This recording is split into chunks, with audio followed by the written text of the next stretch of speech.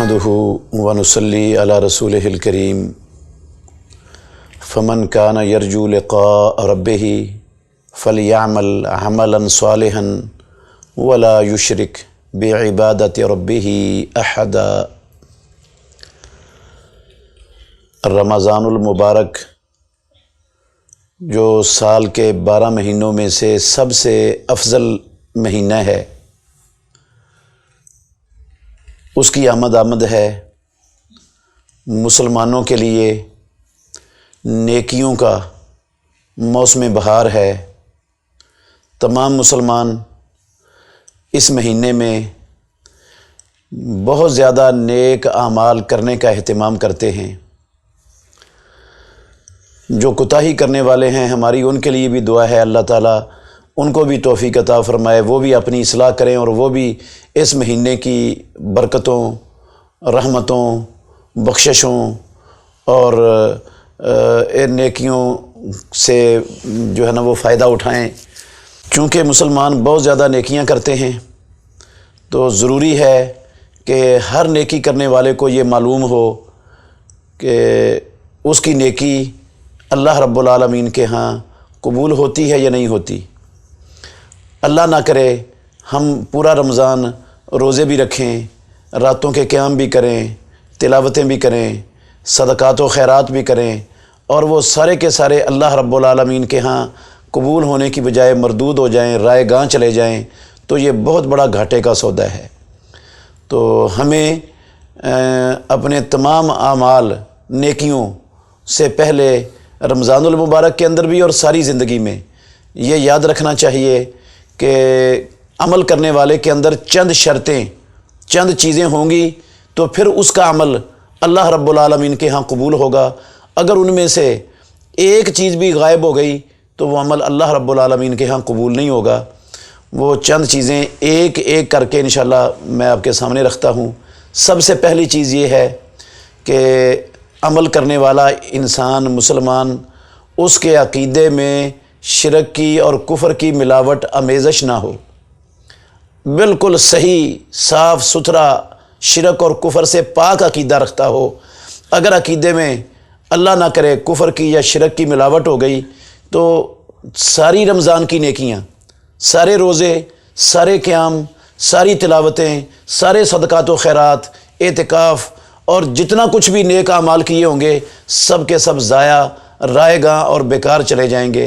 कुरान मजीद में अल्लाह रब्बुल आलमीन ने फ़रमाया, मसलुल्लज़ीना कफ़रू आमालुहुम करमादिन इश्तद्दत बिहिर रीहो फ़ी यौमिन आसिफ़िन ला यक़दिरूना मिम्मा कसबू अला शैइन ज़ालिका हुवा ज़लालुल बईद। उन लोगों की मिसाल जिन्होंने कुफ़र किया है, उनके आमाल राख की मानिंद हैं, जो एक तुंदो तेज़ आंधी वाली हवा में एक चटियल मैदान के अंदर पड़ी हुई थी, उस पर तेज़ आंधी चली और उसका एक ज़र्रा भी बाकी नहीं बचा। जो ये अमाल जो जिनके अक़ीदे में कुफ़र की मिलावट होती है, आमेज़श होती है, उनके सारे अमाल इस राख की हैसियत रखते हैं और उनका ये कुफ़र जो है ना आंधी की हैसियत रखता है। जिस तरह आंधी के आने के बाद चटियल मैदान में उस राख का एक ज़र्रा बाकी नहीं बचता, जब इनको अपने नेक आमाल की ज़रूरत पड़ेगी तो इनके पास भी एक ज़र्रे का फ़ायदा उन आमाल से नहीं होगा, वो अमल सारे बर्बाद हो चुके होंगे। अल्लाह रब्बुल आलमीन कहते हैं, ज़ालिका हुवा ज़लालुल बईद। ये बहुत बड़ी गुमराही है कि बंदा अमल करे और उसके अक़ीदे में कुफ़र की मिलावट हो।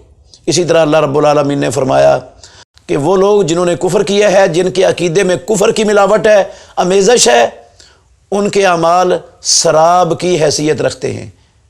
का शराबिन बक़ियतिन यहसबुहु ज़मानु माआ, जिसको एक प्यासा दूर से लहरें देखकर समझता है पानी है, और जब वो वहाँ तकल्लुफ़ करके पहुँचता है, तकलीफ़ उठाकर पहुँचता है, तो लम यजिदहु शैया, वहाँ कुछ भी नहीं पाता।